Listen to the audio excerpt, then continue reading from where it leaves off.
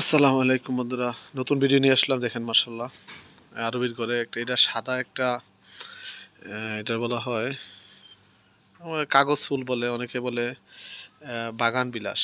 দেখেন একদম কি সুন্দর, সাথে এখানে কিছু ফুল আছে, কি সুন্দর লাগতেছে। দেখেন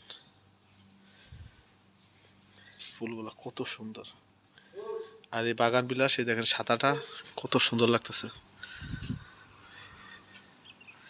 মানে একদম ফুটে উঠছে জায়গাটা।